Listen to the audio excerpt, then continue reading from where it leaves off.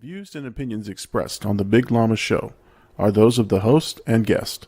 They do not reflect that of our sponsors, advertisers, or employers. Enjoy the show. Ladies and gentlemen, we are live. Yeah, it's in the she ruckus. Dead beat, let's go, let's go, let's go, let's go. Wagon to the million, Louis V about that. Stacking paper limitless, what you know about that? I'm getting paper, seats in the cloud, hands up in the air. Wagon to the million, Louis V about that. Stacking paper limitless, what you know about that? I'm getting Hey everybody, welcome to the Big Llama Show. I'm the Big Llama. Thank you so much for joining me. I'm back, bitches. I'm back in the studio. I'm back for another live session, and I missed it. I missed it tremendously, and I want to thank you, AD. I want to thank you for covering for me. I want you to thank you and Jay Birdie. I thought it was a good episode, man. It was a great episode. The views weren't there that day, but on looking through the week, the numbers even on the Twitch was like 23 views, which is kind of a lot for a Big Llama show. So shout out to everybody who watched it after the fact. But shout out Jay Birdie for being on there with me. It was a good time. No, listen, I appreciate you guys covering. Again, it was a great conversation. We're going to talk about what happened last week. It was a crazy week for both of us. I guess you were in Florida. I was not on my cruise. So we're going to talk about all that shit, and then some. And then we've got some topics tonight. We're going to want to talk Stranger Things. We're going to talk about Obi-Wan, Miss Marvel, obviously your trip to Florida. We want to find out everything that happened there. And then, what happened to me on the cruise. That's basically our topics for tonight. But we'll see how it goes, man. We'll see how it goes. So, man, how you doing, man? You be streaming today, right? It's the first time you're streaming in forever. Since what's it been, a week of not streaming, which for me I felt like on withdrawals. I was missing the chat. I was missing the vibes. So yeah, man, I was in Florida. Went to go pick up my car. Drove it back. Got to hang out with some family. Hung out with Jay Birdie and a couple friends and stuff. So Gabe. So it was a good time, man. It was good to get away because now I'm starting school this week. I'm gonna be on the grind with back to streaming and going to school plus work. So it was good. It was a good reset, recharge, man. I missed the live show though. I did miss the live show.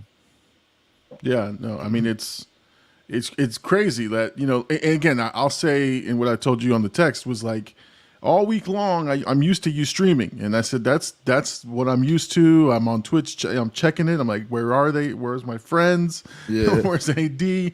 And you weren't there, man. But I understand, man. You were taking care of business. Yeah. That's a good sign though, because you said that, big homie said that. It was just he's like, I didn't even watch a stream until Herc streamed, I think, later in the night or later in the week. So it was like a couple days without going on Twitch, and he was like, Herc stream. So then that's when I went back. But like I said, it's good to be back, man. So let's hear about your shenanigans. My shenanigans. So yeah, you ever see those like funny? Well, I don't know if funny movies, but those scenarios where somebody like won the lottery or they like got into some money, and they're like double-fisted middle fingers to the boss, and they're like, I'll see you bitches later, and then come to find out the money wasn't there. Yeah. That's essentially how I felt. At work, I wasn't selling out. I was just kind of excited and telling everybody about my trip. I was like, guys, next week at this time, I'll be sipping adult beverages. I'm going to be, wearing my flashy outfits. I bought some outfits from Shein, which I've never done before. And, Wow. Exactly. I'm turning young. I'm like, I got the matching outfit with the matching shorts. I got meat out. I got the special, cruise shoes. I got all this stuff. I went all out. Yeah. And I told everybody, and through COVID testing, we got bumped off. So we didn't make it. So damn. Come Monday, Tuesday, I'm walking into the office with my head down, trying to hide from everybody, and everybody had the same question. Aren't you supposed to be on a cruise?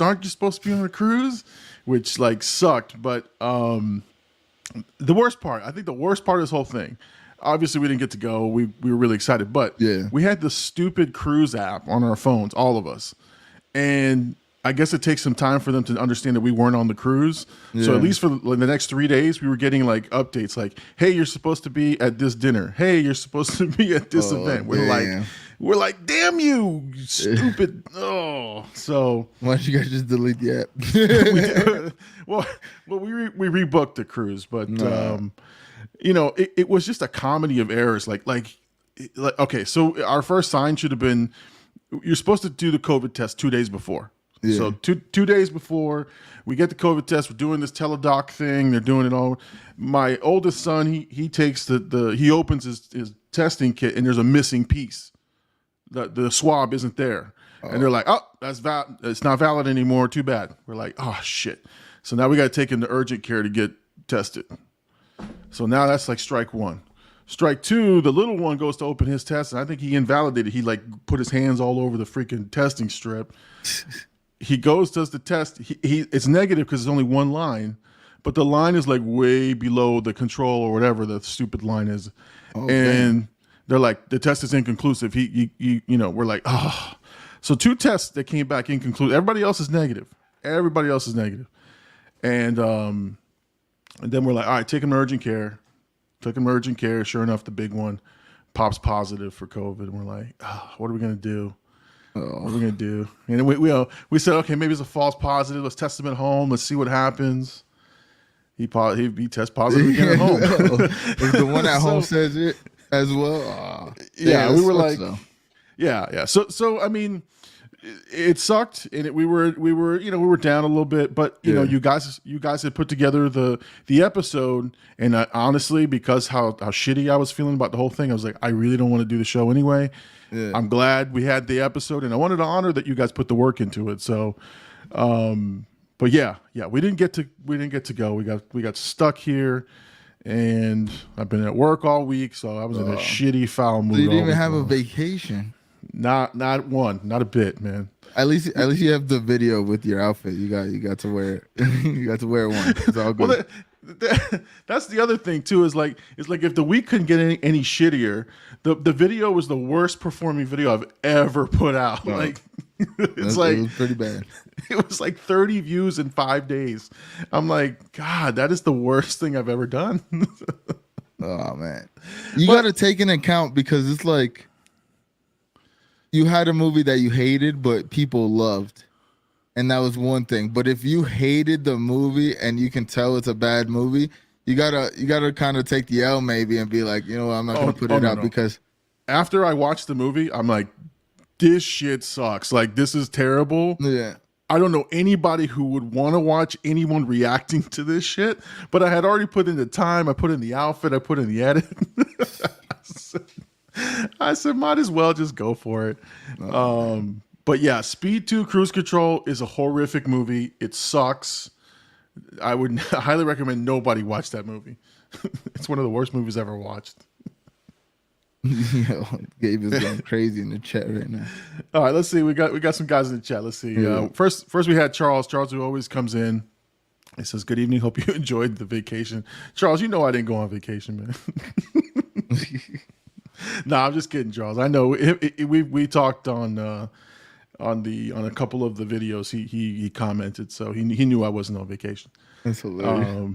Yeah, no, he wasn't trying to be. Jay Birdie was here. That's about your Ace. Yo, from Gabe and Ace. So Gabe broke his phone, so he can't pop. Oh, did he? Yeah. In the middle of the stream, it was weird. Oh, okay. Yeah, I heard him streaming, and then you got on, and he said something like, "You're taking all my views." The viewers, yeah, it killed me. Let's see, Ace. I personally don't think last weekend's episode was that good, and the guest used the word "awesome" too much. He needs more practice. Oh, shots fired at my boy. Birdie, you're here on the chat, so I need defense of this. Oh, wow, crazy this commentary. He did say "awesome" a lot, though. He did. He said it a couple times. He's like, "That's awesome." Yeah, that's awesome. Okay. Chris G up in here from the J Bizzle, viewing in the J Bizzle. Let's see Big Llama's Hey, new J drip. Bizzle. The sheen fits. You're gonna have a Big Llama fashion party. And you know what, man? On Saturday. On Saturday we went shopping. Yeah. I wore my outfit from that day on the pulled it cruise. out? Nice. I put the whole outfit on. I had my new nice bright white shoes on, Let's and we go. went to freaking TJ Maxx, and people were looking at me like I'm like DJ Khaled or some shit. They're like, "What's Who's this guy young doing?" old man?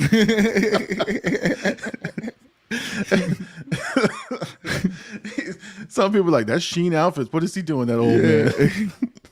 That's the crazy thing. I've seen people with like stuff like Sheen on Instagram or where, and I'm like, oh, I know where he got that from. It's very noticeable. Hey, we got Goliath in the chat throwing ADs. Appreciate you. Goliath, welcome. We got Felicity. Felicity in the chat. Yeah, more ADs, all pink. I like how girls actually gravitate towards the pink ones. So, Hey, man, that's that pink merch option right there. yeah, of course. I like pink personally. I can tell. I can tell. You were throwing ADs in the chat. You got sir. Goliath, Papa Llama. Yeah, thank you, man. Papa Llama, yeah. Let's see. Jay Birdie strikes back, says, at least the co-host spoke. Hey, yo, facts. A said, you didn't speak. You just said awesome over and over again. Yeah. Oh, my God. That's hilarious. Hey, Undead Dead in the chat. Throwing ADs. Thank you. Thank you so much for sure. Love is a great. Jay Birdie, your boyfriend sat there in silence and was never invited again. Jay Birdie's. I think Jay Birdie's tied for the most episodes. It's either him or Herc. No, but Birdie was here on the live one, the in studio live one, which is a big gain there. So, so look out. I got two options for your replacement when you do the blackout walkout. Let's see. Baby daddy. Oh, this guy. That's how you're gonna announce it. Oh, You is gonna that, announce it? is You that a gonna major announce it announcement? like that? I think so. I think it just leaked. Oh shit! Breaking news. Breaking news live on the Llama Show. Here Roman we have. was too raw. He was too raw in the sack, and all of a sudden, he's living the brand. now we got to get him on the Maury show and figure out if that's the baby. Oh, Oh, shit. Shots his fired. feelings are Shots hurt. fired. His feelings are hurt. I don't, Ace, I don't even know you. I'm sorry. It's not you, it's him. Exactly. Oh, here we go. It's confirmed. It's confirmed. So, congratulations. There we go. Let's go. Ace and Roman way too raw in the bed, making it happen. Wow. I know it's his baby. Well, we'll see what We you're can still do the Mari show for content though. I like that exactly. idea. Yeah. Maybe we do We'll show your acting side. we'll do a gender reveal / DNA test on the stream live. That's hilarious content actually. We gotta play it like it's real though. We gotta play it like it's real. For real. Like you are the father. It's gonna have his big ass head. Yo, you ain't lied. Well, that's how we'll know he is the father when you know. Yeah, when his head is bigger than his body, and he has to grow into it. We're prepping for surgery. When it pops out like that. Oh man! No, seriously though, congrats to you guys. Congratulations, guys, for sure. Dope. Honestly, that's dope. But also hilarious that you guys announced it like that on the Big Llama show. Yeah, that's Appreciate crazy. that. That's what the show's for. See what we're building culture here, Llama. We're telling people about pregnancies. Listen, if you'd like us to announce your gender reveal or pregnancy, hit us up Or in the super chat. you think that person did that? Would Yeah. hit us up. Yeah, let us Find know. out. Yeah. For sure. She says here, I wanted to go paintballing for the gender reveal. I don't know if that's Ace or Gabe. I don't know either. Gabe's phone's broken. Can he answer for himself? You have to start putting -G or -A. Yeah. We need to know who's talking under the code name Ace. Is it Ace or is it Gabe? But yeah, congratulations Hey, to yo. Gabe and Ace. Apparently they are expecting, and that's great. That's great news. Hopefully that baby doesn't lag. All right.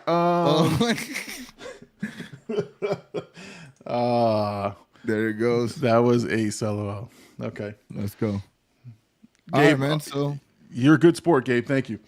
All right, man. So let's see. So why was your trip to Florida, man? You came down. You did some things. yeah, man, it was good, man. Like I said earlier, I got to hang out with family and stuff. I went to Tampa, and I did Tampa things, and that was a good time. I was drinking and having fun. I was co-mingling with Hen Dog, so we were causing trouble around there. But yeah, it was good, man. I really miss streaming though. I really did. I like every time I take that break, I realize like how much time I put into it and how much it's kind of like really feels like I really want to do this. You know what I mean? Like I could have taken the break and been like, wow, I'm glad I'm away. Although there's that break time where it's like it's kind of good because I'm getting burnt out a little bit when I'm streaming 8 hours every day and stuff. But at the end of the day, I was like, man, I need to stream. And yeah, that's it, man. It was a good trip. The drive back was horrendous, though. The car's beautiful, so it was a great ride. But, man, it was so long. I was, like, falling asleep a lot. And I drove in 2 days for sure. Like, I made sure I was like, I got to get back. Like, I'm taking very little breaks. So that was an adventure. I kind of wanted to turn the stream on at one point so I could talk to somebody. I was like, I need to talk, bro, because I'm going to fall asleep. And they ain't going to hear from me again. I was in, like, Kansas, like the back roads of Kansas. You could be wind up in a cornfield somewhere. Seriously. No, that would have been a pretty neat thing if you would have turned on the stream and just been driving and been like, I mean, I've seen some people do some mundane shit and they just get a bunch of viewers. Like they're at work flipping burgers and shit, and then people were like they got 1,000 people watching them flip burgers. I'm like, what the hell is this? I'm about to do that. Shoot. Just turn it on anytime wherever you're at. Be like, guys, Wherever, that's it. You guys are just watching my life. I'm working right now. This is the real world for real. The real world, Colorado. I've always wanted to be on this show. I did too. Since young. Like if right now, before I blow up, if I get to a certain level, I won't do it. But before I blow up, I'm going. Listen, I'll support you, man, but I can't be on no Real Worlds, man. Well, I mean, yeah. But you could do like if we have family, I'll just have all the blackout come. I'll be like a visitor to the real world. How's that? Yeah. John Gillen, who the sub said, "Yo, what's up?" Hashtag road to 5,000. 5K. Shout out John Gillen. So guys, I don't know if you guys know, but like the channel has grown every day, 2 and 3 at a time. So even though I'm not announcing the total subscriber count all the time, it's continuing to grow. So I'm still thankful for all the new viewers that we get, everybody who supports the show. So yeah, road to 5,000, and I think hopefully my next video is not such a stinker, but it was certainly my most emotional video that I think I'm gonna put out, man. And it was insane, bro. Like I've been emotional in movies, and there's only one movie that like made me sob where I was like I needed to breathe and I needed help. That was In the Heights, and that was just because it hit me because of my mother and my grandmother and that type of thing. And it was weird. It was weird, but this one, like the story was exactly not my story, but like the reasons that the dad, something happens to the dad, and all that stuff would happen to me, and I was like, oh man, this was horrible. So I think I cried like 4 or 5 times throughout the video, and then I couldn't get through the recap at the end. And so, I mean, you cut it off. You're like, I gotta stop. Well, I did stop. I stopped it. I think in the middle of the video, I had to stop. I couldn't even talk, and then I actually was doing the recap, and I had to stop at the recap, like because it hit me that hard again, and I was like, but I left most of it on there. I left most of the reaction on there, but man, it was hard, man. You should have just cried through it and then finished the recap. and then edit it to the content. You gotta think about that. No. Trust me. It's plenty of me crying and zooms on me crying. It's really, but Listen, just don't start crying now because I don't know how I'd feel if you just started crying live now. I'd be like, I would have to hit it with the the sing. Oh, wrong one. The opposite. Like, let me get him a break. I was like, what happened? I didn't push the button. I forgot you got control now. I leveled up. I got a new mic, and he was like, "You can have control now." Exactly. You're allowed now. Yeah, you got lights and green screen. You can come. No, but you know what it is that it was just again. I think it was a great reaction. I think it's a great video. I cannot wait. It's actually right now. I'm just editing 2 pieces of copyright that came up, but it just have to mute the sound. So YouTube's doing it, but it takes them freaking 8 hours to do it. So I think tomorrow it'll be out no matter what. Damn, what was my freaking point? But the worst part about the video is that I watched it, I reacted, and I had my moments with it, and I loved it. I can't wait for you guys to see it. Yeah. The worst thing was editing this thing, because myself crying on screen, looking at myself, thinking about what it was, I was crying as I was editing the video. So I was like, this is just horrific. I can't do this. This guy was crying to himself. Oh my God, I was. We got someone in the chat, Shane. It's my buddy Shane. We went to Cuba together. Shane was saying, "What's happening, bud?" And he says it's time for another trip. Yeah, I'd like to go back to Cuba. This guy's got stories about llama for sure. Shane, you can tell whatever stories you like, man. Except for that one. Well, I got nothing. But again, hopefully by tomorrow, you guys will watch the video. You know, you had said, "Oh, I'm gonna have to watch some of your stuff on the stream," right? And I was like, "Oh, AD, don't watch that one, man. I don't want you crying on stream." I'm not gonna cry. I'm not gonna cry because you're crying. I'm probably just gonna make fun of you crying. Masculine toxicity. Oh, no, I'm kidding. I mean, I would just watch it if it's sad. You know what I mean? I'll tear up. I plead the fifth. Yo, my bad. Yeah, Shane's not gonna be talking. Shane's not gonna be talking. But no, you know, the video deals with, or the movie deals with a dad issue. That's why I think you might cry. So you know me and my fathers. I know. Oh, this guy's crazy. I'll make AD cry. Gee, he had to add that. Yeah, that was gay, bro. Yeah, he had to add that. All right. Well, let's start talking about a couple of things. One, I have Stranger Things on there. Have you watched Stranger Things? The new one? Yes. Yeah. You have. Okay. Yeah. So I'm finally caught up. Jesus, it only took you 2 years. Of course.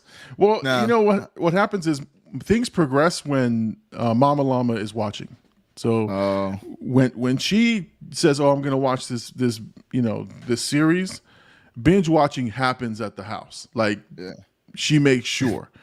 When I say I'm going to watch a series, I watch it here and there. I'm not sure. You know, she said, "No, we're watching it." And I think every night we watch 2 or 3 episodes, and got straight through to the end of volume 1 of this last season, and we're waiting for the July release. Are you going to watch it when it comes out?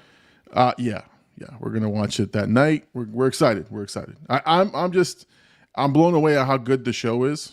Mm-hmm. I'm kind of curious to hear your opinions. I mean, we watched it straight through, so we didn't have like the break, which is good. I mean, I think season 3 was just, I mean, it was perfect. It was spectacular. Season 1 was great as the intro. Season 2, people say it's not that great. It was just kind of a little slow.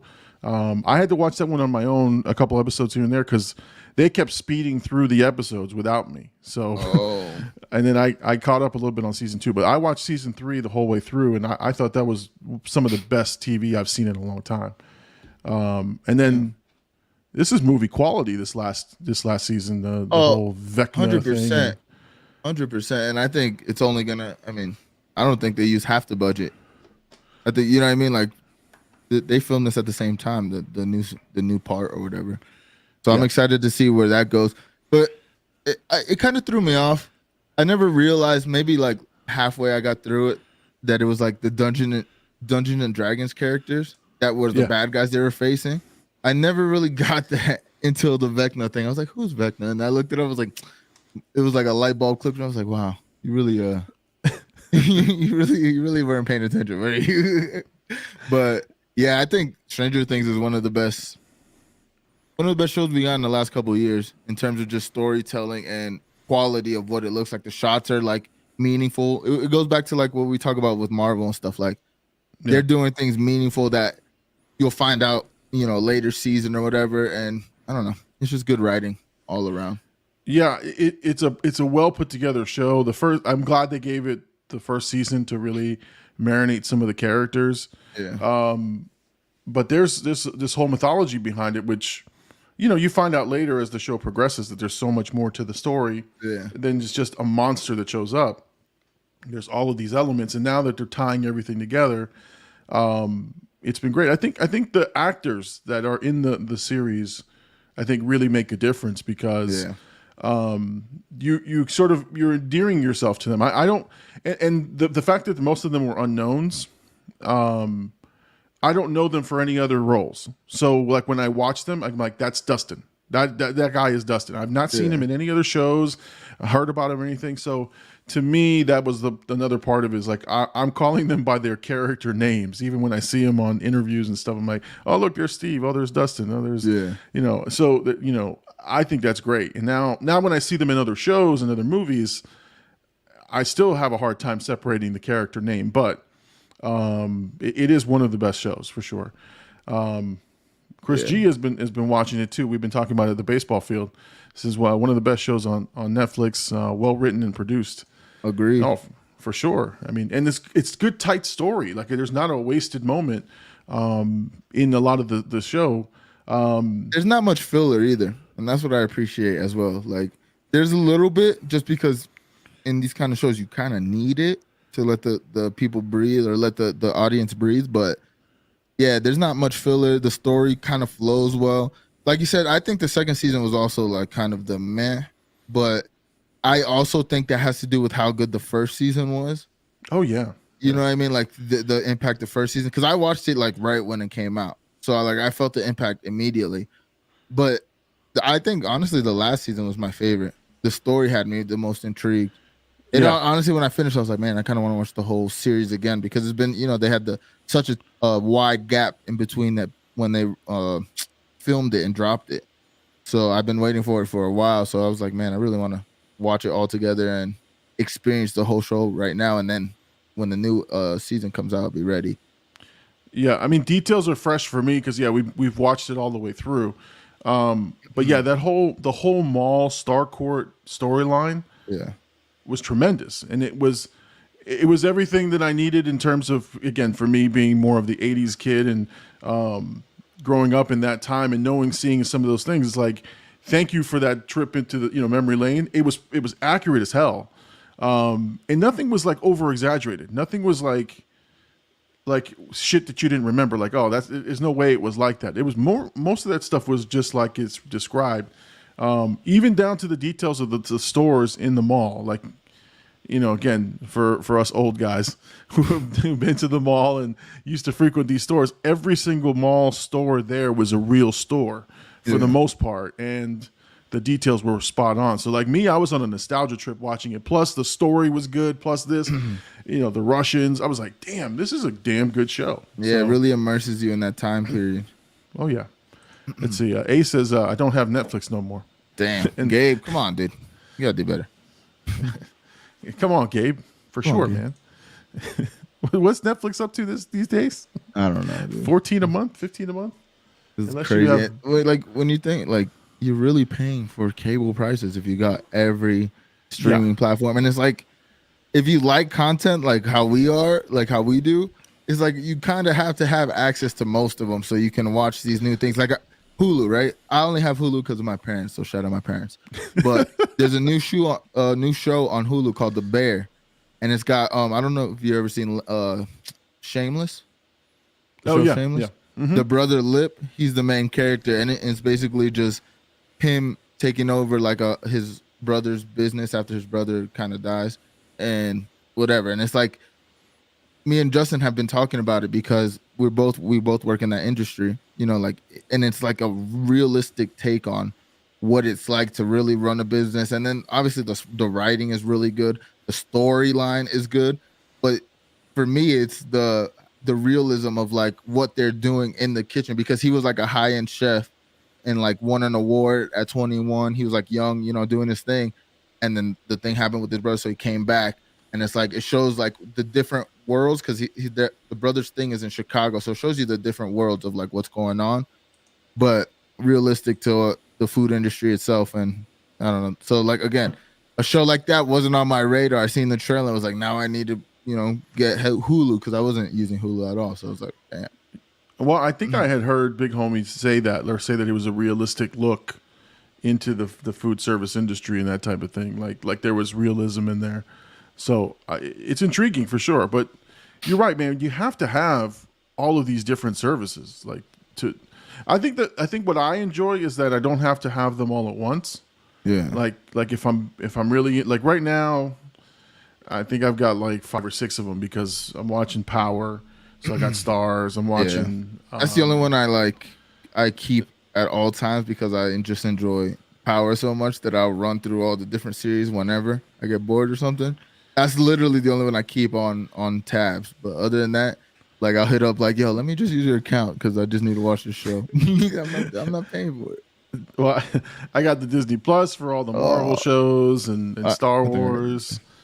Hulu I have, but you know, I share it with my in-laws. I give them the access, so we kind of are. You know, they thank me all the time for that. But do you think they'll ever cut that out, where it's like you can't share with anybody? I mean, it depends. There might be some like was it the 2-factor verification that they'll start to do somehow. Yeah. But for the most part, if we're hooked up, me and you, let's just say, and it's 2-factor verification, I just text you the number. I just text you the code. When I see the code, I just send it to you. Like, hey. No, but there's definitely things where it's like you can't have multiple accounts of something, you know?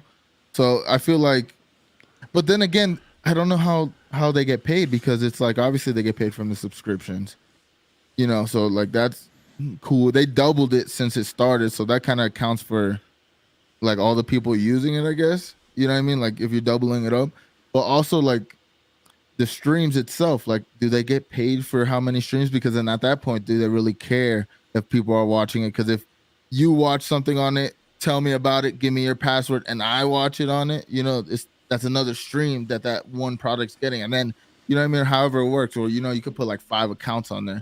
So if everybody on the 5 accounts are linked in the group chat, like, yo, we got to watch this movie. You know what I mean? That's an extra stream. So I don't know, man. I just always wonder that, because it's like, because again, I use so many people's accounts, like eventually I'm gonna have to pay. Well, I honestly think Netflix at one point had it where you couldn't use it in more than one account, like not at simultaneously.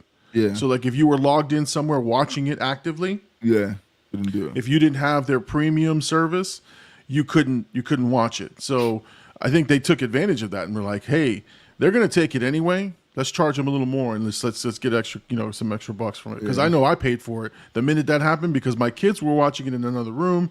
I was watching it. I don't know if it was Netflix, but it's one of the services, and I was like, "No, I need full access here. My kids are going to dominate this shit."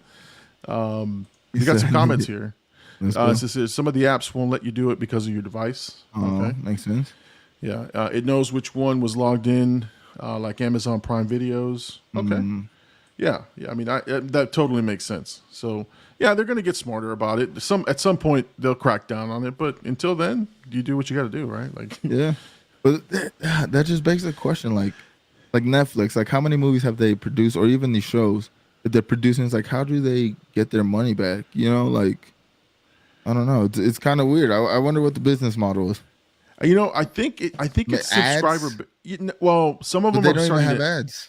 They're starting to add. They're going to put an ad service on Netflix at some point, but I think it's based on subscribers. I think it's the total number of subscribers gives you the budget for the show, and whether or not I think it makes money or has views.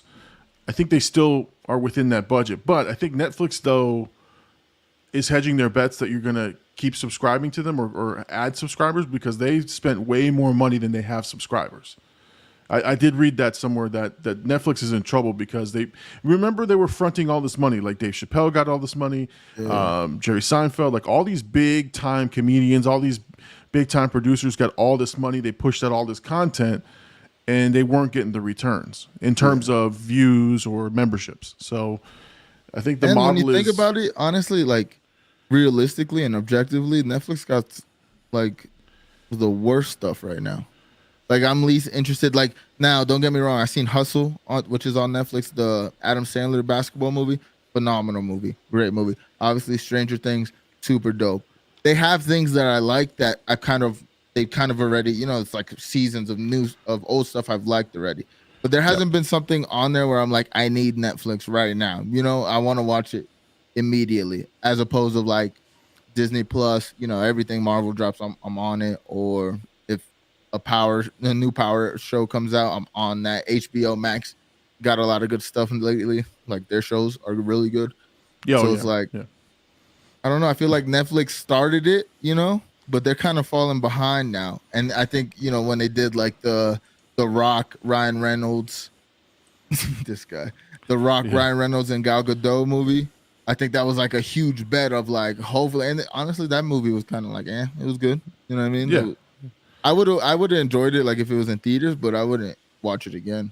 So it was like, I wonder. Yeah, they spent way too much money on that movie for the subscriber base. It was like you're not getting anybody new because of this movie, and that was the deal.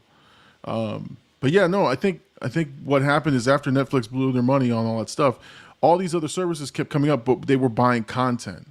Mm-hmm. So for example, when NBC launched Peacock, it was a mess and it sucks still, but they've got some great content. If you get beyond their interface and how it works and everything else, if you can find the content, which is their problem, they've got great stuff. They've got the entire WWE catalog. They've got like all the Universal movies, and they've got like new movies that were in the theaters not too long ago. So like they've got a decent catalog. Yeah, I heard Universal's dropping all their movies on there like 45 days after they're released in theaters. Yep, that's the new window, is the 45-day window. So they're trying to get as much money as they can, and then it'll drop on their service to try to get more people there. So, Ace wants to let us know that Peacock is fire. So yeah, I agree. I mean, Grand Crew's on there, and like you said, they got Universal, which is massive catalog. Yeah, exactly. They've got some good stuff, and again, they're going to be doing really, really well, because they have all the content built in there. And so they're not spending so much money on new stuff. They have new stuff on there, but where they're getting money is their content that they bought. So and I think gone are the days of like a stars in a movie, so you're gonna go see it because of that one person.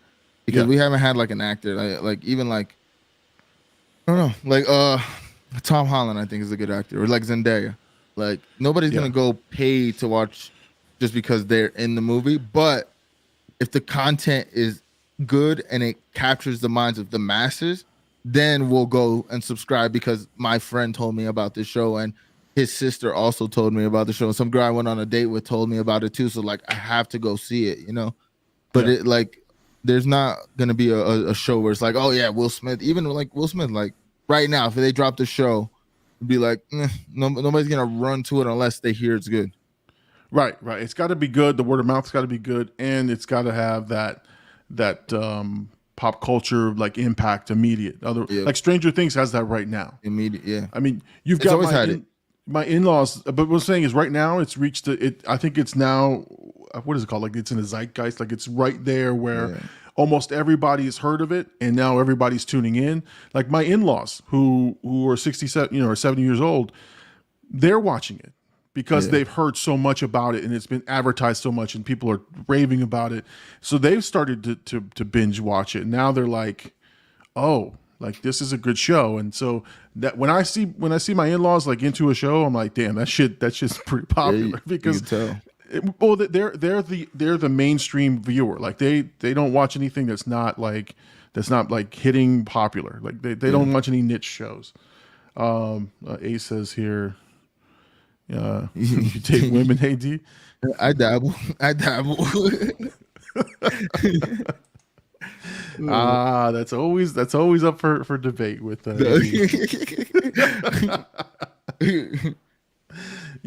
I had my fun in Tampa, let's say, but Okay. also I'm celibate.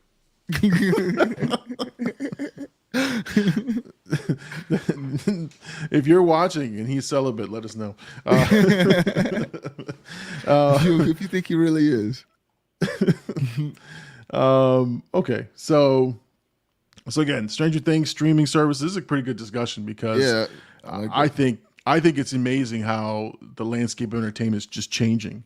So And, for sure, I mean, I don't know if, and we'll put a bow on it after, but I don't know if That's like fine. because you're doing content and you're in the game right now, actually like trying to build an audience, trying to find what works, all that. I don't know if you like look at media that way now. You know what I mean? Like a part of your brain, like, oh, why does that work? But I know for me personally, since I've really paid attention to ever since I found out what Twitch was, I was like, oh, people make money doing content like this. And then I found out how much YouTubers make. I've really like turned my switch on to watch even these bigger companies and see how they operate, or how people, you know, like Andrew Schro's a comedian who gets a deal with Netflix and sees what he does with it and how much control he has because he's very transparent with what he does. And it's just like kind of giving me the ideas to like, oh, what can I do with Blackout going forward? You know, so it's interesting to have those conversations of like, how does it work? Because if I can learn all that stuff now early on, it will help me when the opportunities arise. I'll be a little bit more knowledgeable and not so naive in the thing. But yeah, media is changing, man. And anybody, it's crazy because it's like anybody can have an audience, but not everybody's gonna hit that. Like you got to get a little bit of luck to hit the what you said earlier, the zeitgeist, like hit that atmosphere and your shit gets launched out of here, you know. But it's interesting, man. yeah, no, in a good example, and I do like try to understand why something gets popular. Like I wonder why something hits, right? And I did some reading on because Top Gun just hit $1 billion, first movie to hit $1 billion in 2022. I mean, I know you're reading. I know you're reading the chat. Hold on, let's get to that. So A says, "Don't lie to these people." AD had a 2 Raw weekend in Tampa. Oh my god, and that's the truth. Guys telling everybody. Are we going to be announcing another? I hope not. Another That would big be very announcement. bad for business. You're gonna ruin my Team Tebow brand. Oh, here we go. You're gonna see me with a promise ring. I was gonna say, where's your promise ring? Where's your V card? In my wallet, actually. No, but back to the Top Gun thing. Yeah. I kind of want to catch it in theaters before it leaves. And I was thinking about stopping the stream earlier. I was like, maybe I should just go watch this movie because everybody's talking, like saying very good things about it. I took what you said to heart in terms of you were like, it's a good theater movie, but I don't know if I would have enjoyed it the same if I just watched it at home. So I was like, man, I kind of want to get into that and attribute to their $1 billion. But that's crazy and that shows you movies are back because, you know, at the start of our podcast, it was a very much a question of, you know what I mean? Like, are movies going to come back or yeah. But you know what I figured out, and this is unfortunate, right? Like, here's my prediction. The secret formula is in Top Gun. The secret formula to what it's going to take to continue to produce $1 billion franchise type movies is no longer in the youth. It's no longer in the kids going to the, because we consume content differently. We or you consume content way differently than the old heads like me or some even older people. Yeah. So like Top Gun in 1984 or 86 or whenever it came out was this huge cultural phenomenon that people remember. And because they did it right. They didn't just throw in money and they didn't change the story. What they didn't do is they didn't make this new Top Gun. I mean, they did and they didn't, but they didn't make this new Top Gun to be like an intellectual like mind fuck. Like it's like, oh God, we're gonna throw that what movies are today into this movie. No, to me it was the old school. And again, I haven't seen it, but from what you've said and what I've seen about it, it seems like the old school summer popcorn flip action film. You know what I mean? Like, and that, I mean, it was popular back then. It's going to be popular now. And I think people got too into the super creative world building stuff. Exactly. And that's the thing. Like you need to know what Maverick was doing from the time of Top Gun, but you don't need to know more than that. Like you don't need this. It's not this whole new defense contract and now it involves the gun. You don't need to know any of that shit. He was doing this while you missed him. And now here's his new story. And it takes the same beats from the first movie and it takes some of the same familiar tropes and does it with new technology. And all you did was say was give the fan that loved that movie the experience that they wanted, which is make it more realistic and give me some more freaking airplanes flying around. Give me, jets zooming everywhere. Give me that shit and make it a happy ending that I don't have to leave the theater crying or thinking about how the hell does that make any sense. No, it all makes sense. It's wrapped up in a bow and it's done. And now that's translated to the older generations to say, oh, this movie's really good. This movie's really, because if they did a tally of who's going to go see that movie, it's people 50 plus. 50 plus people are going to the theaters to see this movie because of what they remember in 1986 and because they've been told it's not going to mess with you. Like it's a safe movie. You're going to go watch it. You're going to have fun. You're going to eat some popcorn and you're going to love it. And like people are like in droves going to go see, and they're going weekend after weekend after weekend. So and they just re-released it in IMAX. So there's another print that's going to be in IMAX again, one more time for like the next 2 weekends. So, and guess what? I'm probably going to go see it. I'm going to go see it in IMAX again. So that's dope, though. Yeah, and like I said, I hope that again you figure out the formula, but then now you're going to see everything. You're going to see how many of these old movies can we retread with some of the same actors if we can still do it. So the difference is Tom Cruise. He doesn't age that badly, and he can still do some of the stuff that he can do. But some of those guys from the 80s, they look really old and busted, so I wouldn't bring them in. Yeah, but I mean, to that point, though, that's what they always do. I mean, we're in the era of the remakes. It's just they did a good remake, and that's the difference, I think. Because with Mortal Kombat would have been the same thing if the movie was, I still haven't watched it again, so I can't give an honest opinion. But if it was, I don't want to say better because I still liked it. It wasn't like I hated the movie. But if it updated what we saw in, in the old first one, if it just updated that, took the best parts from that, and then gave us kind of what they did with some of these things, and I think the story needs to be better. But that would have hit the same way, I think, And we're in the era of the remakes. It's just if you make it good or not. If you're just doing Ghostbusters with only all females, the same archetype, like that's not gonna work, No, but now you do the Ghostbusters with the kid, the Finn kid from Stranger Things and stuff, and that one kind of works because you build on the story. You kind of realistically give us it. And you honor and you respect the material before it. So it's not like you went and shit all over the old material and said, look how shitty this was. Because some of the remakes do that. They'll throw in a couple of cameos of someone who was in that movie, but it's completely just like making fun of them. Yeah. Where the Ghostbusters one did the same thing the Top Gun did, which was let's bring back the original characters, having their original sort of story, and there wasn't a whole lot of look at the world we built. It was just like, look, here's what Ray was doing, here's what this guy was doing, and we're here today. And it was perfect. It was perfect for that reason, because I didn't have to think about all this other shit. I don't know. Yeah, I just looked it up. It's a 10:30 showing. I'm gonna have to go see that. Big homie. Oh, the Avs? Is it a good game? Let me check the scores right now live.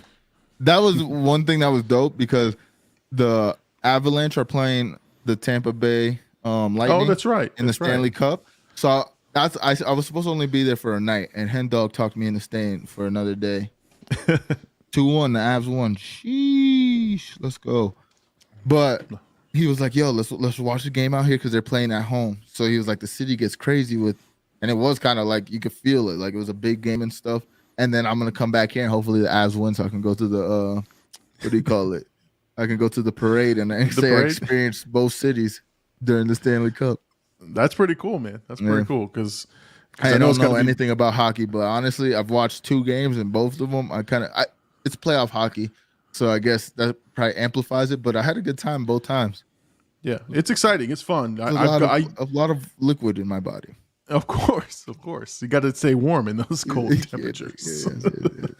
Yeah. But no, I used to watch the Florida Panthers. I used to go all the time, and it's fun. But like for me, it has to be an event. Like it has to mean something. I just don't go regular season game.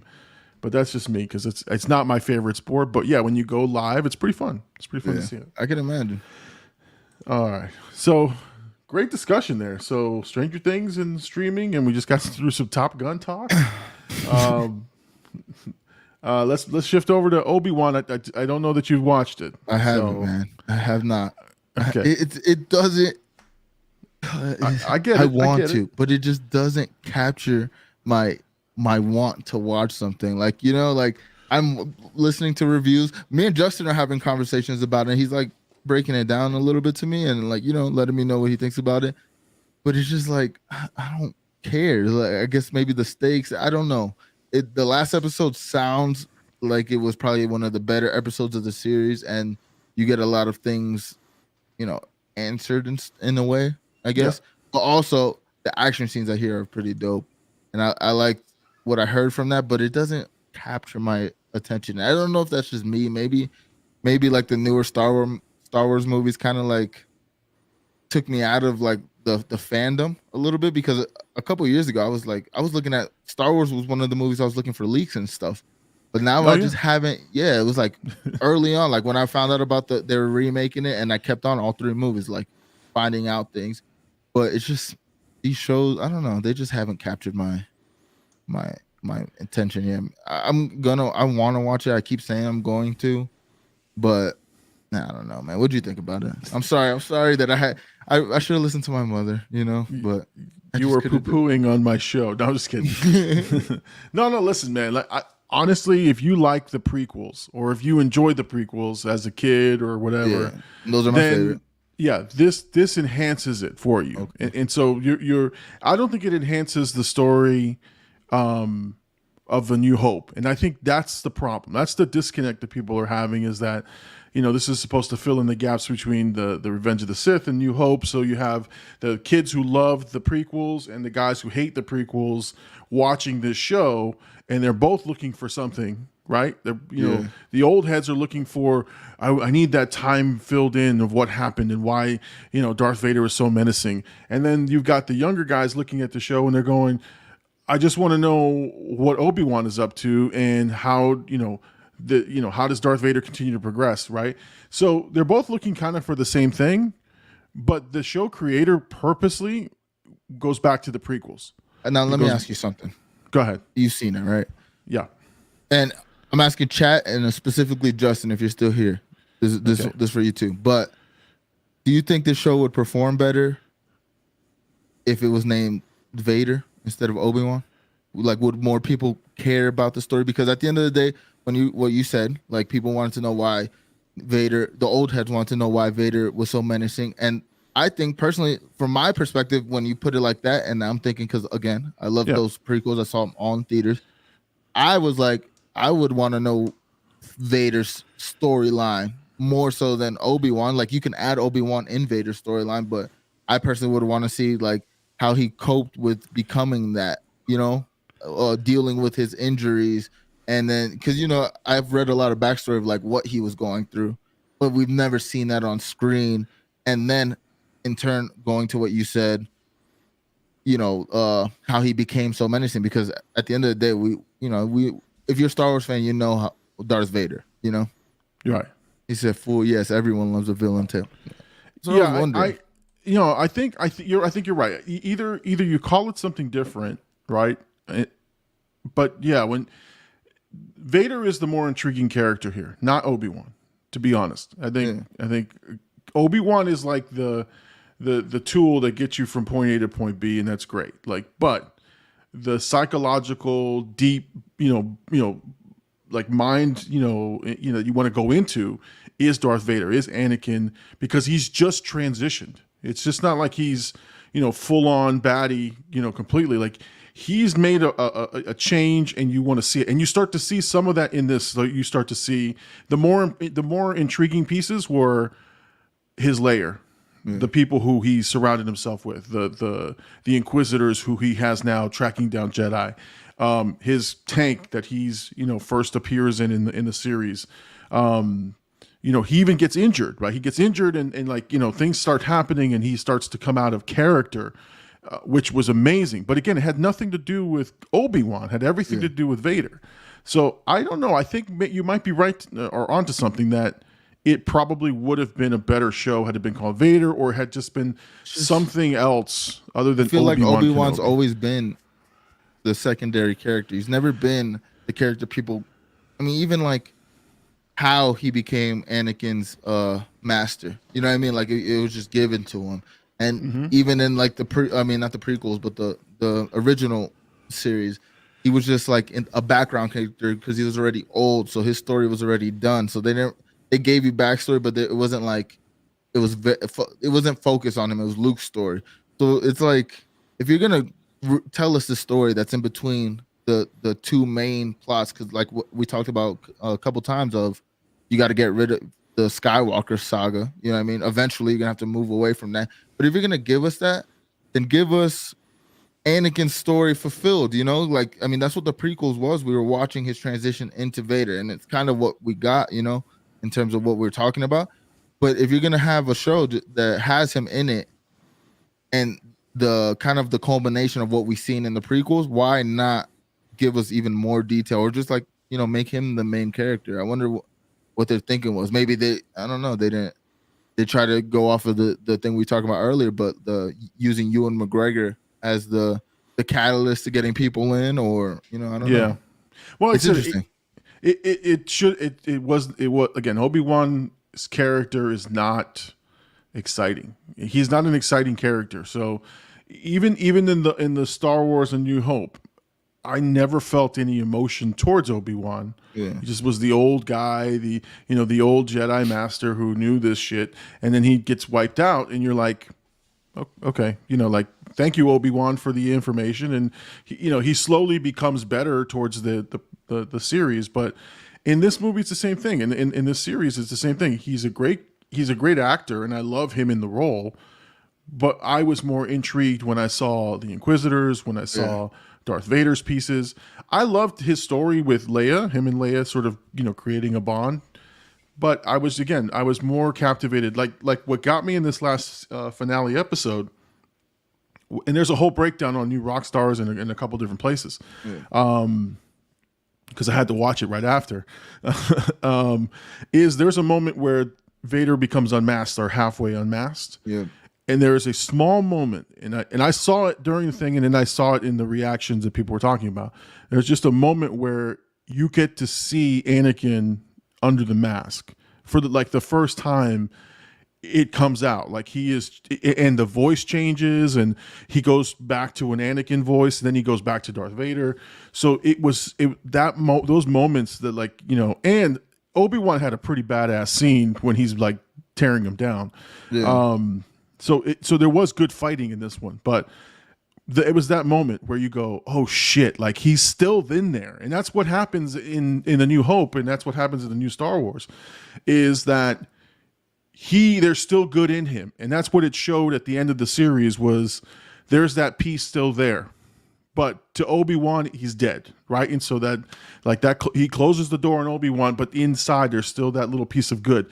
So I just thought that was just like truly amazing, the way that they filmed it, the way it went down, the way it was done. But you're right. I think it would have been better served if people knew this was more focused on Darth Vader. Because even Reva's character, her beef wasn't with Obi-Wan, it was with Anakin. And it's like they had to make it seem like, because I've seen clips of like her saying his name very atrociously.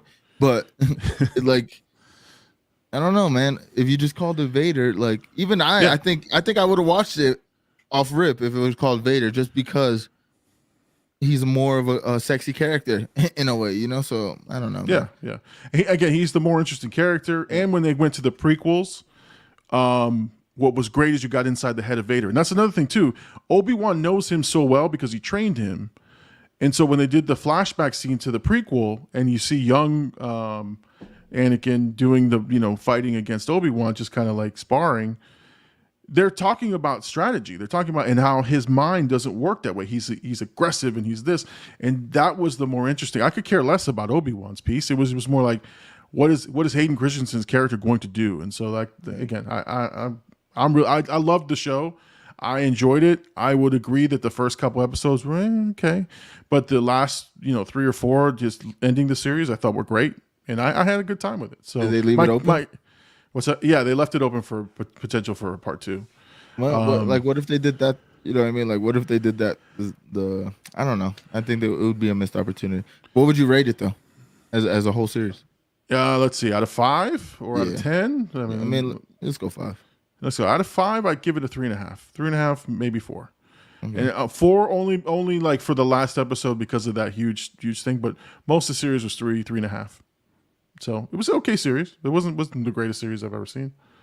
It wasn't anything I'm going to go, I want to watch again and again and again. So Jay Birdie wants to let you know, let's go Avalanche. Let's go Avs. Get the cup on so I can go drink in the parade. There you go. I'll stream it. I'll be like, I'm here live. You should totally. In front of the Avalanche. Ah! There's going to be some people high-fiving me and stuff. I don't know nothing about. They're going to ask me.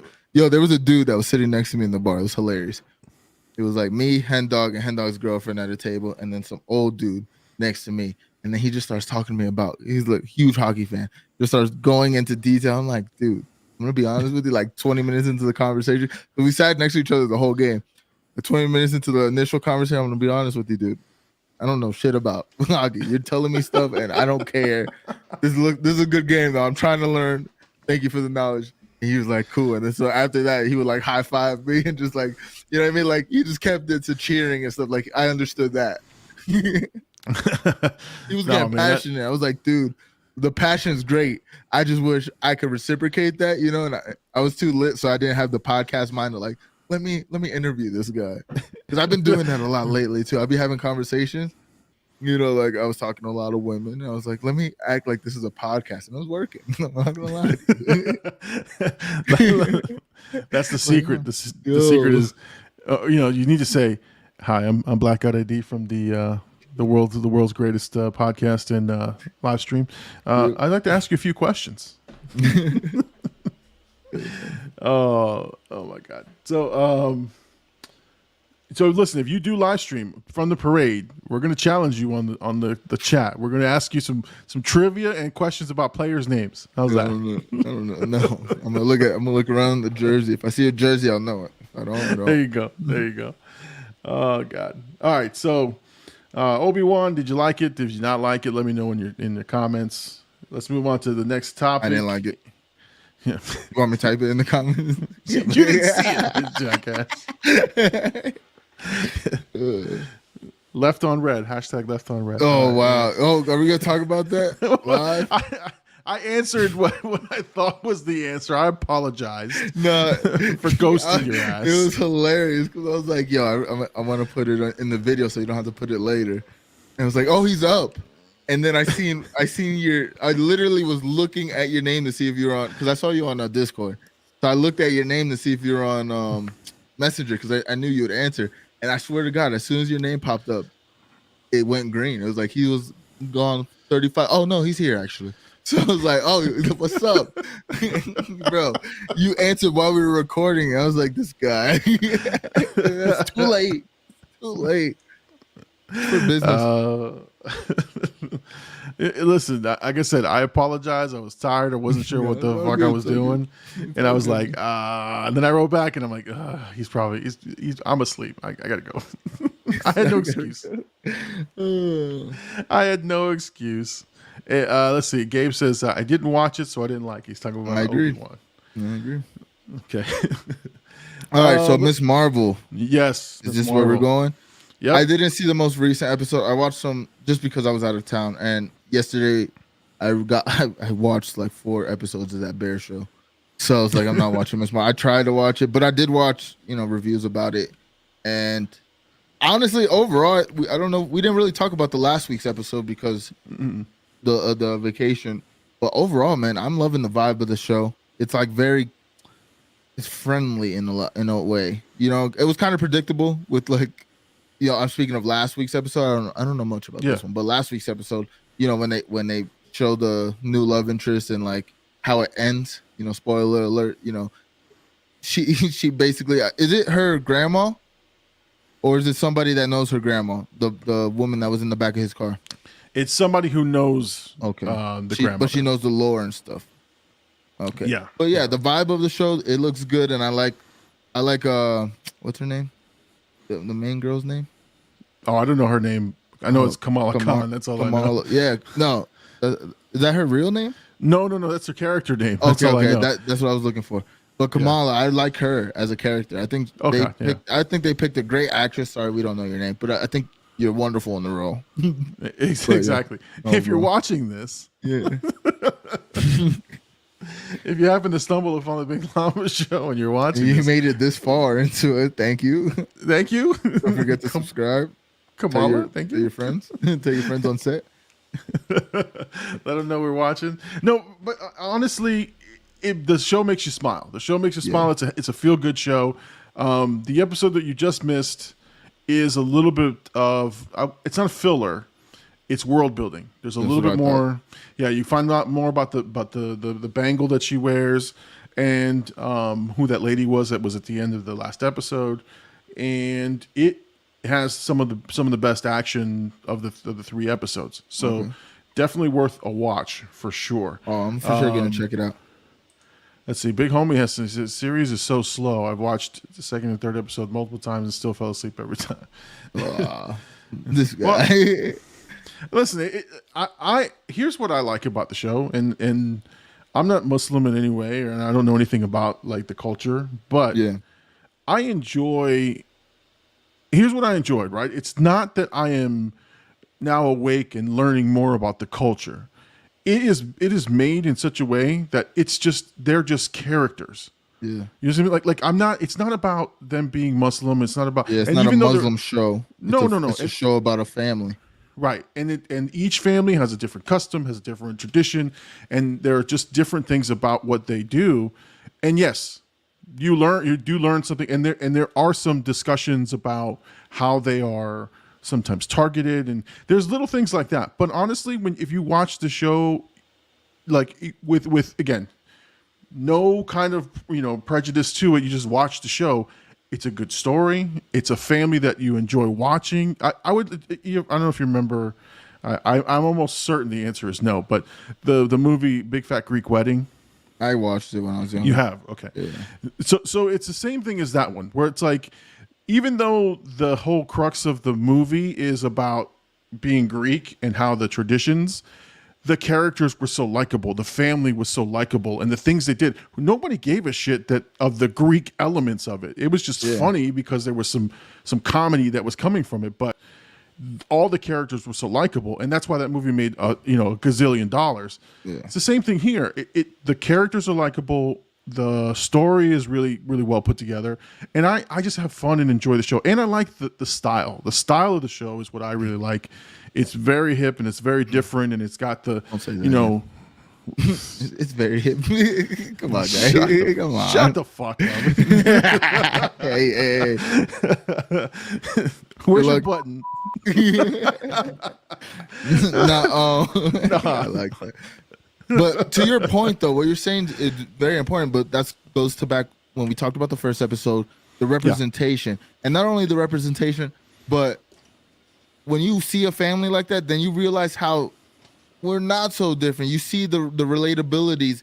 It might be different things culturally that you guys do, but then you see like, but in the family dynamic, we still kind of do the same things. So it humanizes it in a way. And that like when they talk about like racism and stuff, is like you won't be racist if you met someone if you're racist against somebody and you met somebody that you actually connected with, that would go away because you realize how relatable Oh yeah. the cultures are. I mean, every culture is late, or every culture loves to eat. Every culture literally loves to eat, but we all feel like, oh yeah, but we eat. You know what I mean? Or like Italians eat, or like Puerto Ricans throw that. But we all love the same things. It's just we have those cultural differences that instead of eating arroz con gandules, you're eating curry, or you know what I mean, whatever. Yeah. Oh no. And there's a whole scene. I think it's this one. Where they're at like a get together, like a barbecue or a picnic type thing, right? And it's no different than a Hispanic barbecue or a black barbecue or anything, because it's the same thing. There's the crazy ants that are like in one corner talking shit. There's the people who like the specialty food from their country, say that theirs is the best.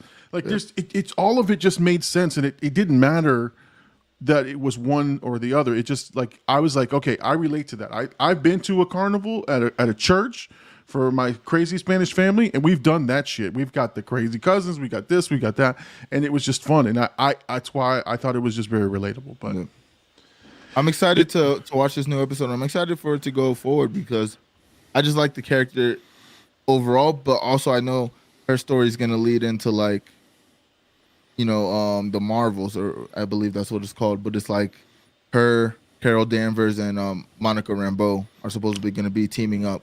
Yeah. And let me ask you. He said that scene should have been bigger. They did it in a weird way, like the way they did it, like because again, the thing kind of feels like that's what I like about it, is that it feels like a comic book. So like when they went to the Illuminati aunt or whatever it was. Yeah, and like they wrote the Illuminati. That's a great name. The Illuminatis. But they popped it up like if it was a comic book, and they kind of like rushed through the scene in terms of that. But yeah, I agree with him. Like to feel the culture, feel the differences. I mean, not the differences. Feel the culture and feel how it's similar. They could have expounded a little bit on the stories. You know what I mean? But yeah, their plots. It was also towards the end of the episode, right before the main actions part. But let me ask you, did they mention anything about the Kree or where the Bengals are like originally from? Because I heard it was on a blue arm, which could have been Kree, and I heard that the 10 Rings logo was there. Well, they didn't mention the Kree, but I saw the same thing you did, which was I saw the blue arm when they got the bangle, and I was like, okay, that's I've seen that before, and I thought it was the Kree, but they didn't mention anything on there. And the Bengals had more of that 10 Rings element feel. It was very ancient. It was about old timey times, and what I loved is that there's you don't care about spoiling things, but they introduce this new group of characters who are who have been outcasted from their group, and they're trying to get back. All because of the bangle, all because of it's a great story, so that you're now like, oh shit, I want to see more about this. But again, they didn't mention the Kree, and it did have that Shang-Chi type feel in terms of how it's an ancient story of things in the past. Let's see. Big Homie says, I think they push the culture while walking on knives. I agree with that.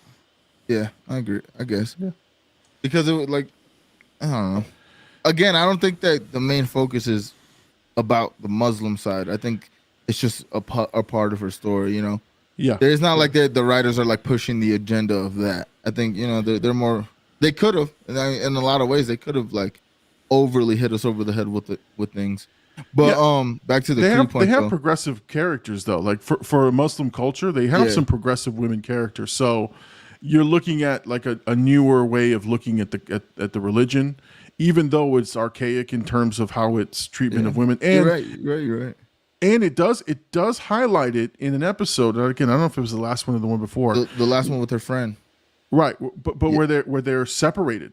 They said, women are in the back, and they have this dividing wall, and they got the shittier side of the mosque. That's more of a criticism of the culture about that religion than it is anything else. So it's not even like they're trying to indoctrinate you and say this is. They're acknowledging this is not right. Yeah, and it's within their but they they're I working wonder through that. Now I wonder how like Muslim culture takes that. Like if they watch it, because again, when you see yourself on screen, you kind of want to watch it and you gravitate towards it. So I wonder, like, if real, like, super Muslim families, super strong in their beliefs, see that, what they would feel. Because, again, like you're saying, it's got to be questions, whether they believe it or not. It's got to be in the thought process of some of these people, of like, this might not be as right as we think, you know. So that's a good question.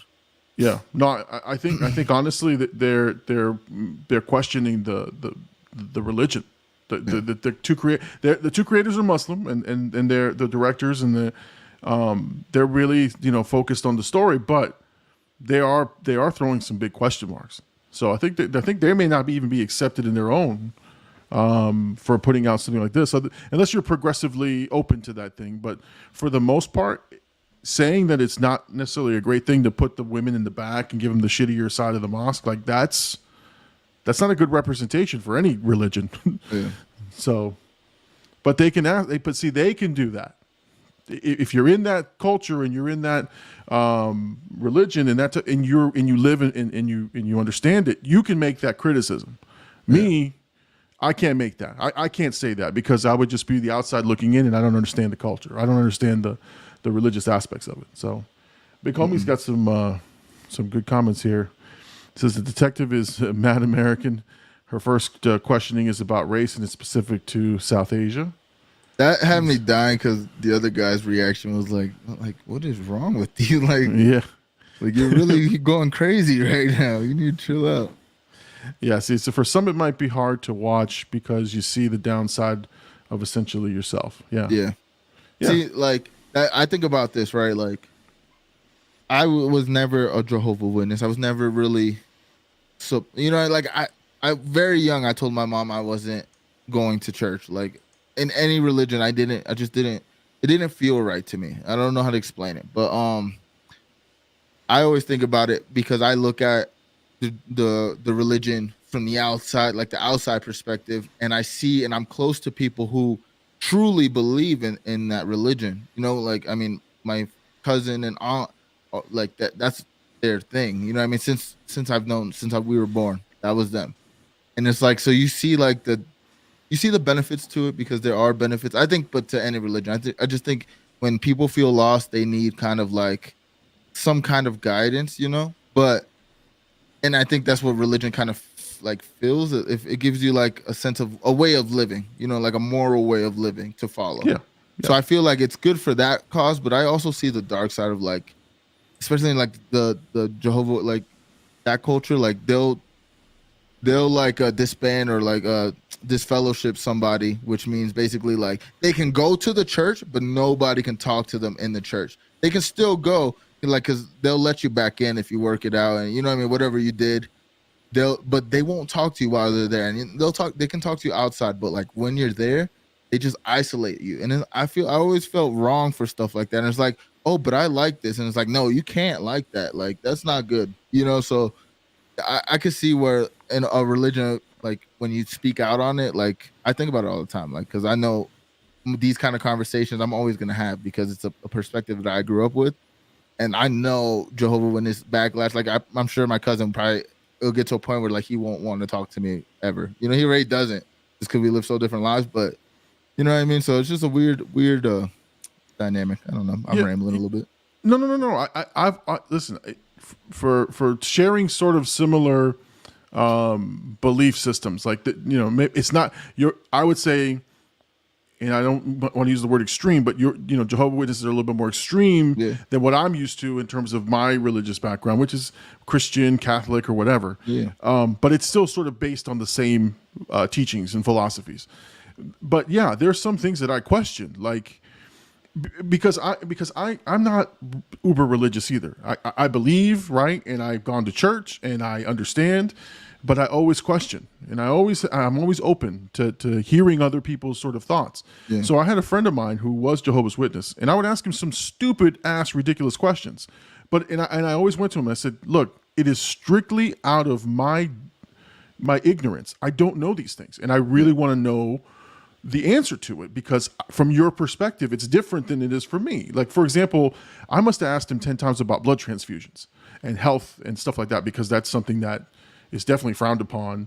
And so, and I was like, why? Like, if God created these things, right, and made these things for the ability to save your life, why wouldn't you do that? But he explained it to me, and it made total sense, but I still wasn't on board. But I was still open to, look, that's just how that guy believes, right? Like, that's what he thinks, and I was okay with it. You know why? Because at the end of the day, it's his life, his time, his energy, his mindset.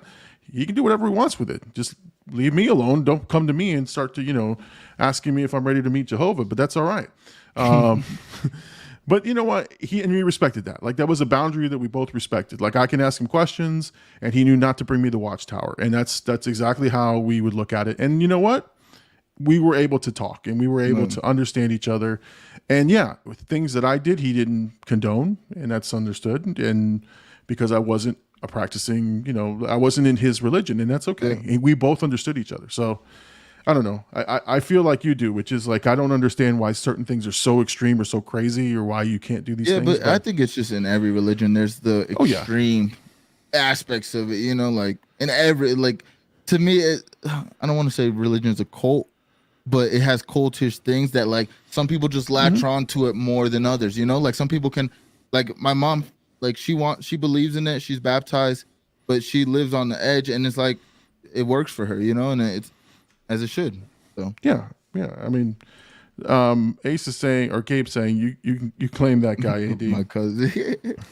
I mean, he's my cousin. Let's see. Me and AD went to that guy's wedding and never spoke to him. Again, legit, we're the ghetto side of the family. Yo, literally. I mean, but also we probably went there super high.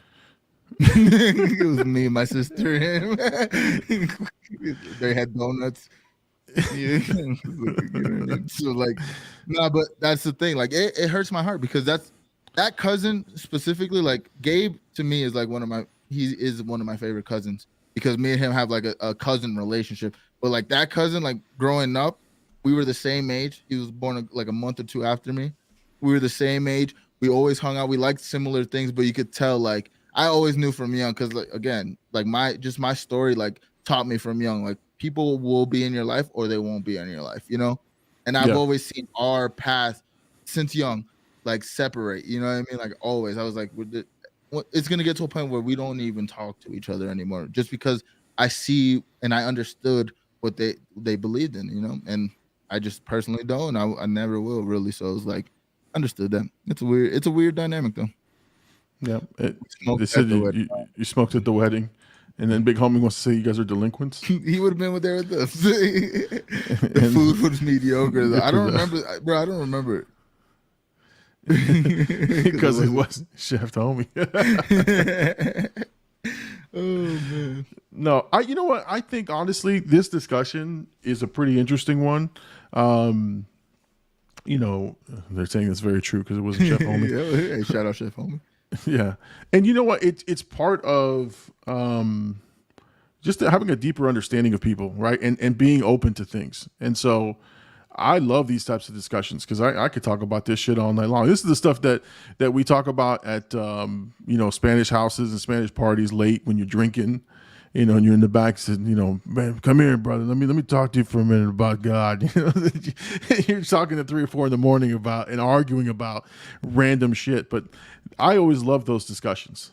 I was bad at one point. I was rebellious against religion for the longest, and like my grandma would be like, "You have to read the Bible. You have to pray." I'm like, "Mom, I don't believe in God," and she'd be like, she's so heartbroken, you could tell.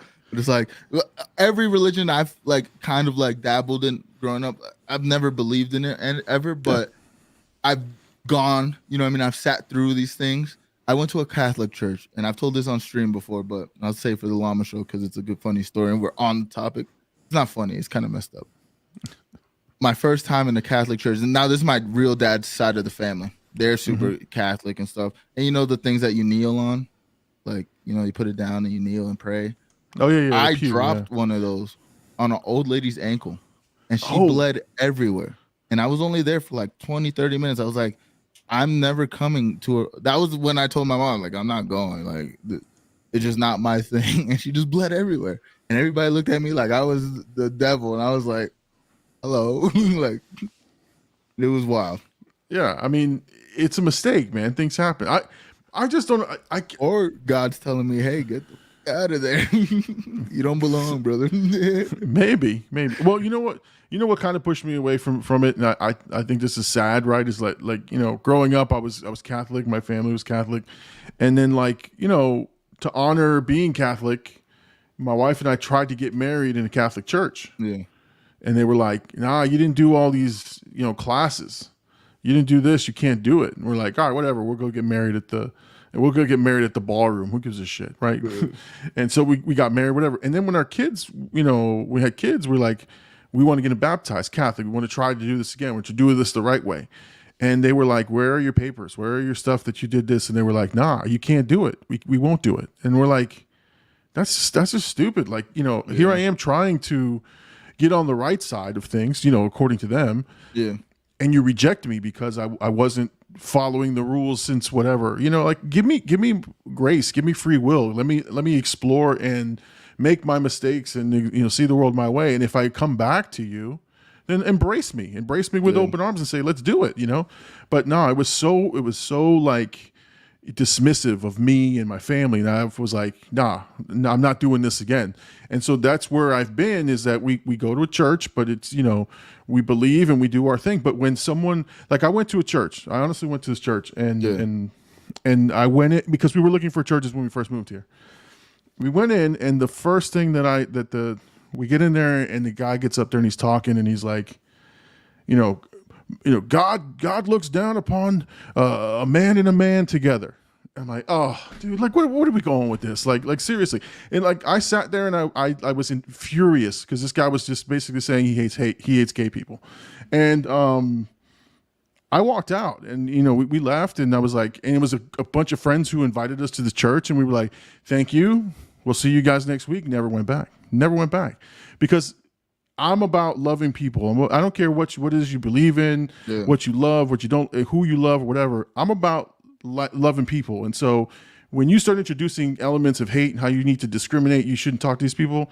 I've tuned you out. I'm done. I'm done. I'm out the door because, but again, it's shit like that I can't stand on religion. So, you know, we can get into religious discussion for sure. For sure. Let's see. Big homie just said, nah, I used to claim devil shit just to bother them. I wasn't a good guy. I don't know what to tell you, buddy. Big facts. It's actually kind of funny, though. My grandmother's reactions of us is priceless. You got to read that out loud. I love you, Llama. Big Daddy Gabe. Why Big Daddy Gabe? Pretty short. It should have said big-headed Daddy Gabe. With that big-headed baby on the way. Congratulations, man. Hey, shout out Gabe and Ace. All right, man. Well, we'll get to that part of the show. I think we've had a great discussion. I think today was a fantastic show. I think it was amazing. I think we opened up, and I think this is where the show was going, where we just talk the topics and let let us be free to just kind of talk about the different things that are on our minds. So I'm happy that we had this discussion. It went to, I think, a more intellectual level this time around. Let's see here. Llama, don't come for me. I don't want to roast you on your own show. You won't do it, dude. Hold on. Let me do my impression of Gabe roasting me. You want to see that? Watch. See, I just got roasted by Gabe. There it is. Damn. Gabe, totally messing with you, my buddy. It's all right. I'm too nice, man. I can't be on a roast, man. I feel bad roasting somebody and making jokes about them. That's what's hilarious about you hanging out with us. Like, it's just the dynamic. I'm like, we must remind Llama. I always say this, like we probably remind Llama of like him and his friends in the younger years, but I know he's got to be like, these kids are wild. When we start arguing, we just be like arguing, and then we'll have like normal conversation after. And Llama would just be like, he'll be in the chat, I'm getting uncomfortable. Yeah, exactly. Ace says, you resemble my grandmother, Llama. Oh, wow. Well, listen, here's honestly what I think of you guys. And this is the no cap, the truth, right? Yeah, you guys remind me of me in my youth. You do. The one thing I would say is the one reason that I enjoy hanging out with you guys and talking with you guys is that you guys actually include me in discussions and you guys don't see me. I hope you don't see me as like your dad, right? But I hope you see me as a friend. Yeah. But at the same time, you guys have no problems putting me in my place about my age, about like when I said, they're trying to be hip, and you just that's why I said, go, shut the fuck up. That's why I had to say that. But that's why I appreciate you guys, because I honestly feel like you guys have let me be myself and let me be a member of this group versus just being like the older guy, even though I am the elder statesman of your. I mean, that's your role, but like you said, it's a genuine friendship, because that's where I had to kind of like. There was a point where I was like, I gotta, because you see how I talk to my friends. I was like, I don't want to talk to Llama like that, like. But then it's like we game so much. It's like, Llama, you know what? Just shut up. You know what I mean? Like, you know what I mean? Like, what? That was dumb, Llama. Boo. We brought you in. You're part of the blackout universe. That's when I knew I was in, is when you guys were telling me to shut up in the COD lobbies. Yeah. Be like, Llama, you can't say that. Shut up. Yeah. Because you would follow Birdie's lead and talk crap, and then you'd be at the bottom of the leaderboard. It's like, come on, like Llama, come on. It's like, they're not gonna take that from you, dude. I don't want them to roast you, dude. Just chill. Let's see. Ace says Llama and Mama rhymes. It does. Shout out Mama. If you know, then you know. You're not kind of the older guy. You are the older guy. Yes, I get that. I'm old. What was it on the stream this morning or earlier today? I had said, "Oh, I'm going to buy the $100 version." You're like, "Yo, Llama, why you gotta flex like that?" Yeah, you gotta flex on this. Like, you go. I was like, I think I asked who's pre-ordering the game. I was like, I'm gonna buy it, and then goes the $100 version. Like, all right, dude, cool. Ooh.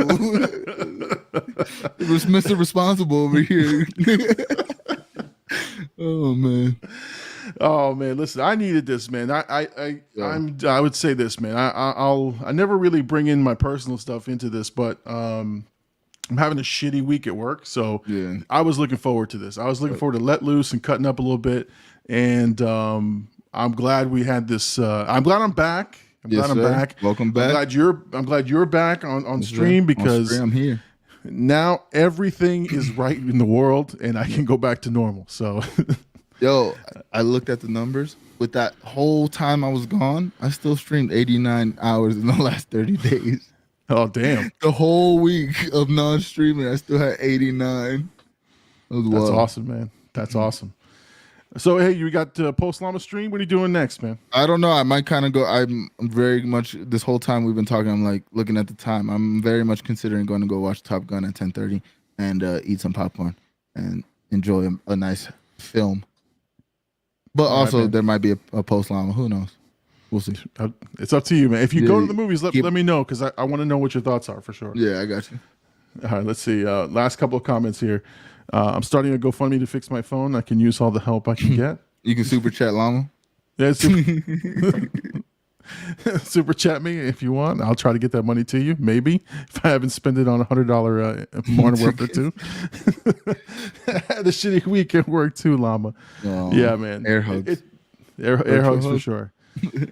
Yeah, man. Like I said, I don't get into my personal shit, but man, it's been a shitty ass week. But anyway. Yeah, but also I'm sure not being on the cruise and stuff kind of like, it's like you're at work, like, damn, you're anticipating sipping Mai Tais with your 3 buttons loose, you know what I mean, next to Mama Llama and the kids enjoying the water, you know. Listen, if I get on Wi-Fi, bro, I'm gonna be social media like crazy, so everybody's gonna know what I'm wearing, what I'm drinking, and I may go live if I can out in the boat drunk. Yo, I love to see him waving. Say some old shit like that. Listen, here's what I need from you, AD. If you see me fucking up on StreamYard, cancel it. Just cut me off. Just cut me off. If I'm over like, there, no, Llama. eating pizza. So guys, just cut it off. I've had moments. I've had my drinking moments, but I've had moments where I'm getting like too drunk and I'm like, oh my God, I'm on care. I like catch myself before that moment happens. But there's definitely times where I'm like high as hell And I ordered DoorDash. It was like 4 a.m. and I'm going on an 8-hour stream, and I'm just like, I'm just going, munching like crazy. So whatever, man. So yeah, if you see me shitty on the stream, just come get me. I would text you, but you'll leave me on red. Oh, there you go. There you go. If I'm on the boat, I'm leaving you on fucking red. That's what I'm doing. Ace says this episode was a breath of fresh air. I missed the best show on YouTube. Thank you so much for that. Shout out to you guys. Congrats again. Oh, for sure. Congrats. No drinks for you in the future. Big homie Llama, we got to go get drinks. That's one thing I would love to do, like go to a bar, you know what I mean? AD always gets you drunk. This guy, I don't want to hear this guy. Exactly. They're trying to roast you now. This guy doesn't know what he's talking about. No, for sure. I do get drinks, though. I do get drinks. That's all right, man. Next, when is everybody in town again? Like, when's the next big meetup? Is there a baby shower of some sort? Maybe Gabe's baby shower? Gabe's baby shower? Yo, at the paintball place? Oh, no, that's the gender reveal. That's gender reveal. Yeah, maybe that. But, yeah. I don't know. I gotta plan it out, school and stuff. This last trip, I really gotta make more time to do things like that because, I have the means to do it. And it's just a refresher. Even when I go for a couple of days, like it sucks because like there's so many people I want to see, and like there's people I didn't get to actually hang out with or actually link up with. But yeah, I definitely got to make these trips more often, and I'll have more reason to go out there. You know what I mean? Yeah. Oh no, for sure, for sure. And this is here. Let's see, big homie, in like a month and a half. Oh yeah, big. I didn't know if you was gonna say, but big homie moving back, so you guys be local. Yeah. We'll get big homie in the live studio. He'll be again. If with your permission, AD, we'll bring him in studio. Whatever, dude. You swear I'm going to replace you every time. It's all right, man. Ace says, my baby shower, be there, mofos. So am I getting an official invite? Is that what this is? Last baby, again, you guys had your own plans. You're like the Godfather, dude. You're like the Godfather. They announced it on your show. No, this is gonna be living forever. We're gonna show the baby the clip when they announced it. That's right, parents. Exactly. That's how they told the world. An exclusive announcement. Exclusive.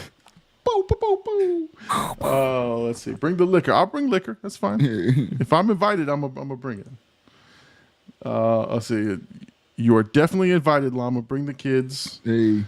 Hold on, I missed most of the show. Ass. Oh, did he miss the announcement? Oh, yeah. Yeah, they're pregnant, dude. They're pregnant. Big homie, yeah. You need to congratulate Roman, who went way too raw with Ace on their. Or was Ace going too raw on Roman? Oh, maybe. And they are expecting, and they announced it on the show. So there we go. Here is his congratulations. Let's go. Bam, bam, bam, bam. Come on, sound effects, man. You got them there. I don't got one for my a baby, legs. Dude. That's all I got. I love that one, by the way. I was like, I don't got a baby one. What do you want me to do? Big Llama Show every Sunday, 10 p.m. Eastern. That's all I got. I don't got baby. Oh, I love it, man. I love it. Let's see. Thank you, brother. Thank you. Let's go. Oh, all right, man. We're gonna call it a night. I want to thank everybody for tuning in. Thank you to everyone in the chat. It was a fun night. It was an incredible night. We talked about all kinds of shit. And congratulations again. The big announcement tonight. Ace and Gabe are expecting, and congratulations, guys. We hope nothing but the best.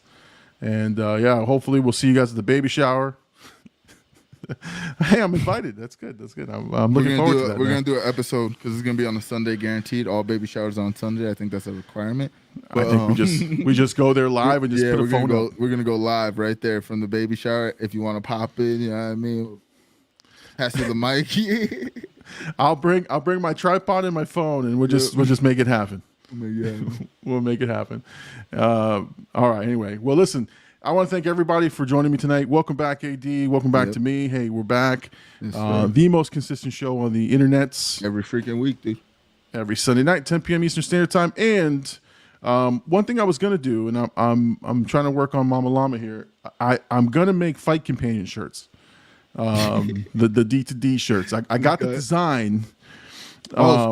Speaking of fight companion coming up this weekend, is hopefully I don't get banned. But next week, big fight card. So definitely be around for that. I think it's gonna be another smashing night, if you will. But yeah, go ahead. So no, I'm gonna try to get fight companion shirts made, D2D with some wrestlers on it. And let's see, Ace is the boys are back in that Zac Efron voice. The boys are back. Why am I singing that song now? I'm just giving myself away. This guy loves it. This is not the first time you've mentioned your love for High School Musical, dude, and Zac Efron specifically. Well, yeah, you got me. I bought High School Musical for my kids, and I wound up watching it myself. He's like, wow, this is a fantastic film. And I'm investing in buying the HD Blu-ray versions of them so I can have it for my big screen. So hopefully I get rich, famous enough that we can meet him and you can get those signed. Shit, yeah. Me and him are gonna do the dance, like the basketball dance and It's everything. like, how do you remember it? Yo, you think people still asking like, yo, Troy, do it the dance? Are you kidding me? If I saw him in like a premiere, I'd be like, You gotta do it. You gotta do it in front of him. That would be content if we caught it on video. and now Llama I just can starts dancing in front of him. I would dressed like Vanessa Hudgens. Oh, wow. Oh, speaking of, she was my crush. Oh my god! It was a great day in the AD's world when her nudes dropped. I'm too old to be like, oh yeah, because like what she was like 12 when the thing came out. I was like 20 something, almost 30. She was older than me, so it was cool. I was like, yeah. For you, yes. I'm into older women. Vanessa Hudgens. Oh man. Oh, she's a sight to behold. All right, anyway. To this day. All right, man. We're going to keep going. We're having too much fun. We got to go. We're going to start getting to R-rated territory, and I'm going to be a band on YouTube. It's about to be late night with Big Llama and AD. Oh, I'm replacing Jay Birdie? Take that, dude, Birdie. GG's Birdie. Oh, wow. GG's Birdie. Anyway, I want to thank everybody for joining us. Yes, thank you for joining the Big Llama Show. Sundays, 10 p.m. Eastern Standard Time. He's AD. I'm the Big Llama. Peace out, everybody. Peace.